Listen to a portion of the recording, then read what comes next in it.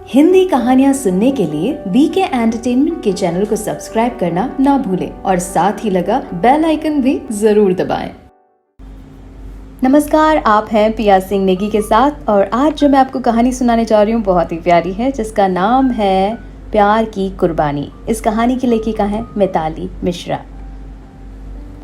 प्रेम के बिना जिंदगी की कल्पना करना नामुमकिन है, क्योंकि ये प्रेम ही होता है जो हमें एक दूसरे से जोड़ कर रखता है। इसलिए तो प्यार निस्वार्थ होता है। प्यार में लोग एक दूसरे की खुशी को तवज्जो देते हैं। प्यार में कोई ज़बरदस्ती नहीं होती और न ही ये ज़रूरी होता है कि अगर आप किसी से प्यार करते हो तो वो भी आपसे ही करे। इतना कहते कहते नेहा चुप हो गई, लेकिन लगा मानो किसी पुरानी यादों में खो गई हो कि तभी दरवाजे पर दस्तक हुई। नेहा ने जब दरवाज़ा खोला तो सामने आशा खड़ी थी। नेहा ने कहा, अरे तू कब आई? इतने सालों बाद।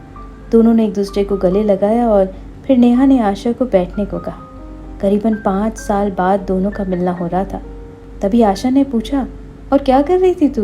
तो नेहा ने कहा कि मैं कुछ खास नहीं, बस अपनी नई कहानी लिख रही थी। आशा ने कहा, अरे वाह, वैसे तू लिखती तो बहुत अच्छे से हो, तुम्हारी कहानी बिल्कुल ही जीवित लगती है। नेहा ने कहा, अच्छा छोड़ ये सब बात और बता कैसी है, और विशाल कैसा है, वो साथ नहीं आया? आशा ने कहा, अरे आया है ना, आता ही होगा। और बता कैसी चल रही है आजकल, और शादी कब कर रही है? दोनों 5 साल के बाद मिले थे, सो बातों का पिटारा खुलना तो लाजमी ही था। तभी विशाल एक बच्चे को हाथ में लिए अंदर आया। नेहा ने आगे बढ़कर विशाल का स्वागत किया। फिर क्या था, रात भर तीनों ने जी भर के गप्पे किए। करीबन 2 बजे के आसपास नेहा ने कहा कि अब सो जाओ, तुम लोग थके हुए होंगे, सुबह हम फिर अपनी मंडली जमाएंगे। फिर तीनों ने ठहाके लगाए और अपने अपने कमरे की ओर चले गए। नेहा भी अपने बिस्तर पर लेट गई, परंतु उसे अपने पुराने दिन याद आ रहे थे। उसे याद आया था कि उसने भी कभी विशाल से प्यार किया था, परंतु हाँ, ये बात उस वक्त की थी जब विशाल और नेहा दोनों एक साथ एक ही स्कूल में जाया करते और इस तरह वो दोनों बचपन से ही एक दूसरे को पहचानते थे। दोनों के घर वालों का भी एक दूसरे के यहाँ आना जाना लगा रहता था। खैर, वक्त के साथ दोनों की उम्र भी बढ़ती गई और दोस्ती भी। दोनों अब स्कूल के दहलीज को छोड़कर कॉलेज का रुख कर चुके थे। इधर नेहा की दोस्ती अंदर ही अंदर कब प्यार में तब्दील हो गई उसे पता भी नहीं चला। बचपन की उस नोक-झोंक से प्यार कब बाहर आ गया उसे एहसास ही नहीं हुआ। अब तो वो जब भी विशाल को देखती या मिलती तो बस ऐसा लगता कि कहीं वो खो सी जाती है। वो कहा जाता है ना कि जब आपको प्यार हो जाता है तो आप नहीं रहते। आपके दिल, आपकी मुस्कुराहट, आपकी खुशी किसी और के सपने बुनने लगती है। और यही कुछ नेहा के साथ भी हो रहा था। मगर वहीं दूसरी ओर विशाल अब तक दोस्ती का ही दामन पकड़े हुए था। उसे नेहा में अपना प्यार नहीं बल्कि दोस्ती नज़र आती थी। उसे तो प्यार किसी और से था।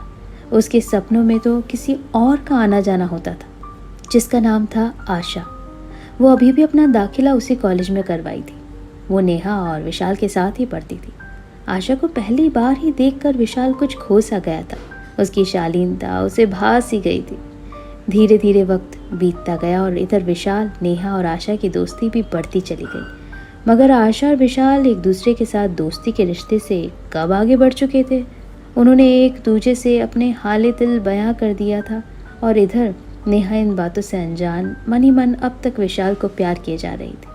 परंतु वो दिन आज भी याद है नेहा को, जब आशा और विशाल ने नेहा से कहा कि वो दोनों एक दूसरे से प्यार करते हैं, पर घर वाले नहीं मान रहे हैं और इसके लिए उसने नेहा की मदद मांगी। तो नेहा पहले थोड़ा अचंभित सी हो गई थी। उसे कुछ समझ नहीं आ रहा था कि वो क्या बोल रहे हैं, क्या करें। उसका मन अभी बहुत ज़ोर ज़ोर से रोने को हो रहा था, परंतु उसने दूसरे ही पल अपनी हल्की सी मुस्कुराहट से कहा कि तुम दोनों परेशान मत हो, मैं साथ दूंगी तुम दोनों का।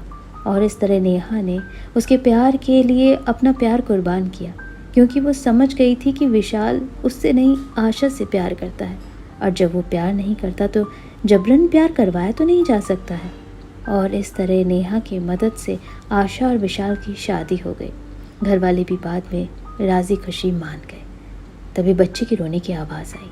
सुनते ही नेहा को वैसा लगा मानो किसी ने उसे गहरी नींद से जगा दिया हो। शायद इतने साल बाद अपने अतीत को सामने देखकर उसे पुरानी बातें याद आ गई थी। उसने एक गहरी सी सांस ली और फिर अपनी हल्की सी मुस्कुराहट के साथ अपने कमरे से बाहर उस बच्चे के कमरे में जाने लगी। तो ये थी कहानी प्यार की कुर्बानी। आपको पसंद आई हो तो इसे लाइक शेयर ज़रूर कीजिएगा, और साथ ही साथ ये भी बता दूँ ये कहानी की जो लेखिका है उनका नाम है मिताली मिश्रा। तो बने रहिए आपकी अपनी पिया सिंह नेगी के साथ मेरे चैनल पर, और साथ ही साथ चैनल को सब्सक्राइब ज़रूर कर दीजिएगा। Thank you.